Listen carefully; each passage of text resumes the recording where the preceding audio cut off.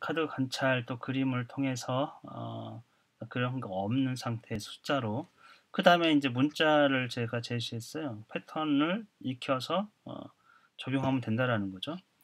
2분의 1과 엄분의 마요. 엄마죠. 아이들이 금방 관찰할 거예요. 웃기죠.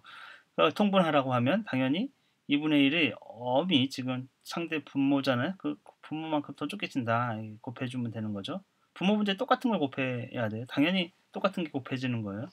그 다음에 엄분의 마에는 옆에 있는 2가 쪼개진다. 이렇게 더 쪼개진다. 그 배수만큼 더 쪼개진다. 보는 거죠. 문제를.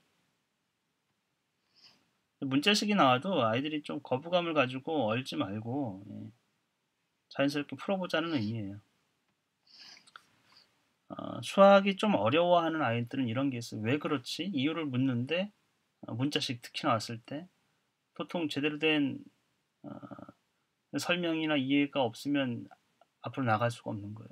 근데 어떤 아이들은 그냥 그렇게 적용하면 되지 이렇게 쉽게 패턴화 돼가지고 쉽게 받아들이고 그대로 받아들이고 적용할 수 있으면 사실 수학을 공부하는 데 훨씬 유리한 조건이 되거든요.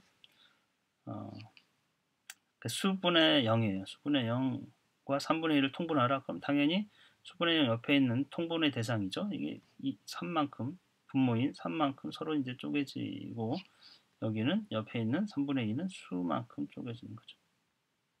분모가 더 쪼개지는 거예요. 더 잘게 쪼개지는 수라는 거죠.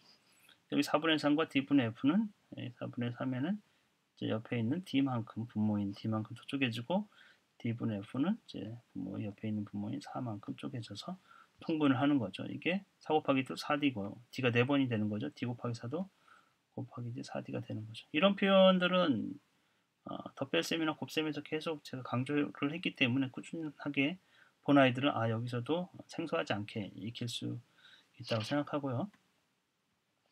제가 이런 문제를 자꾸 놓은 이유는 이런 부분에서 수포자가 생겨요. 분수에 문자식이 들어가 있는 경우 특히나 그걸 정리를 전혀 못하는 것이죠. 아이들이 패턴을 익히면 이제 충분히 한다 생각하고 두 분수를 이제 통분하시오. 이렇게 여기 이제 통분된 결과를 예주로 보여줬어요. 그렇죠? 여기도 이제 왜냐하면 4를 곱했죠. 그렇죠? 여기는 이제 3을 옆에 있는 3을 곱했죠. 그러면 12분의 8이 되고 12분의 9가 되는 거죠.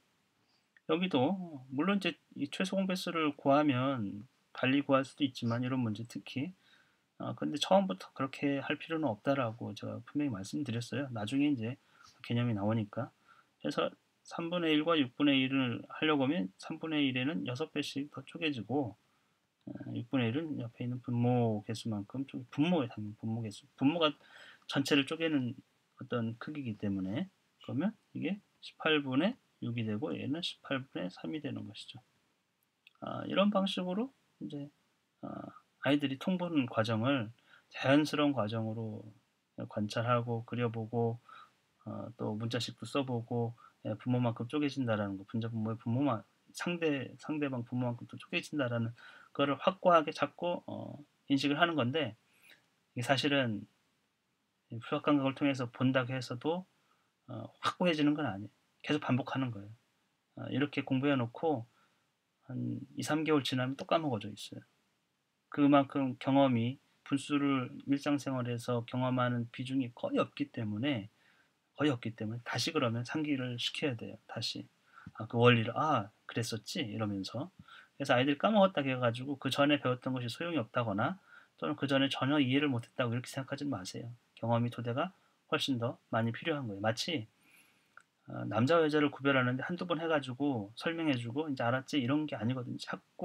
자꾸 수없이 보고 틀렸으면 다시 교정하고 이런 과정을 거쳐가지고 인식을 확고하게 갖는 것과 비슷하다 이렇게 보시면 돼요.